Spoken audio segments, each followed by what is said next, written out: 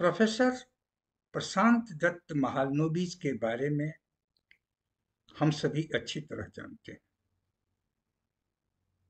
वे एक महान सांख्यिकीविद थे और उन्हें इंडियन स्टैटिस्टिक्स का जनक भी कहा जाता है, father of Indian statistics.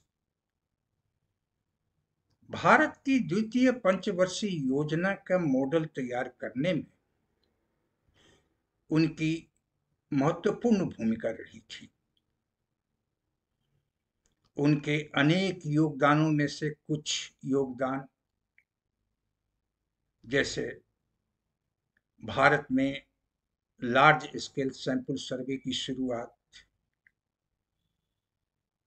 Mahalanobis D square statistic की खोज, इंडियन स्टैटिस्टिकल इंस्टीट्यूट की स्थापना,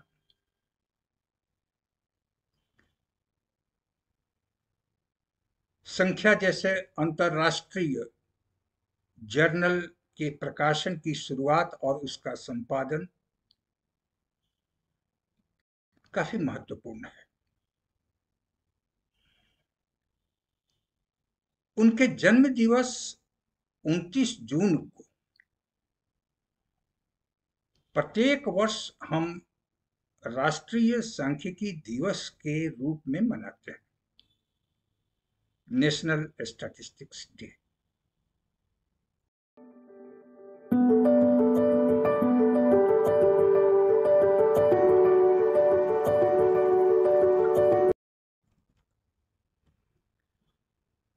आज मैं आपको देश की आर्थिक विकास की समस्या से संबंधित उस महान विभूति के एक अद्भुत तर्क के बारे में बताना चाहूंगा। 1950 के आसपास देश के आर्थिक विकास के परिप्रेक्ष्य में उनका तर्क इस प्रकार था,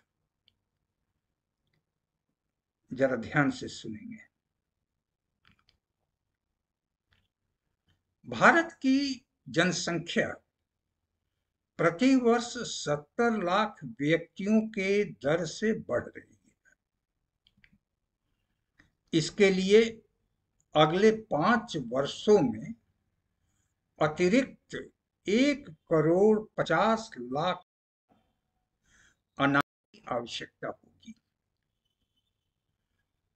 यदि उसे $90 प्रति टन के विश्व मूल्य पर आयात किया जाता है तो 5 वर्षों में विदेशी मुद्रा में 130 करोड़ से 140 करोड़ डॉलर खर्च होंगे।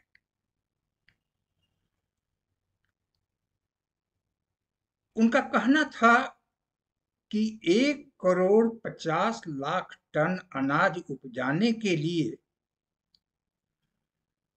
75 लाख टन उर्वरक यानी फर्टिलाइजर्स की आवश्यकता होती है, जिसकी कुल लागत 5 वर्षों में $50 प्रति टन की दर से 40 करोड़ डॉलर से कम होती है। तो क्यों नहीं अनाज के बजाय फर्टिलाइजर का ही आयात किया जाए। इतना ही नहीं, एक फर्टिलाइजर के कारखाने की स्थापना में केवल 5 करोड़ से 6 करोड़ डॉलर खर्च होंगे और ऐसे 5 कारखानों की आवश्यकता होगी जिनकी लागत राशि 30 करोड़ डॉलर होगी। इसके अलावा इन कारखानों में 5 साल बाद भी फर्टिलाइजर का उत्पादन जारी रहेगा। एक कदम आगे जाकर उन्होंने कहा कि इसमें क्या हर्ज है अगर फर्टिलाइजर के उत्पादन के लिए प्रयुक्त मशीनरी के निर्माण के लिए ही फैक्ट्री बिठाई जाए।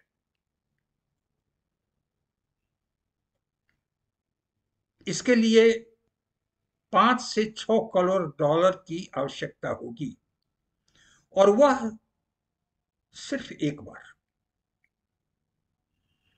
इस प्रकार 5 से 6 करोड़ डॉलर से वही पर्पस सर्व होगा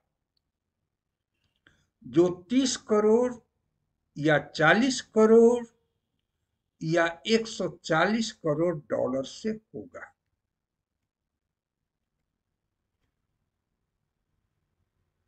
क्या विलक्षण सोच और तर्क था महालनोबिस का।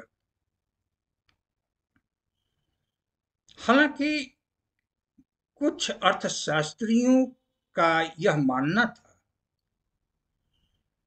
कि महालनोबिस की सोच अर्थशास्त्र के सिद्धांतों के अनुरूप नहीं है।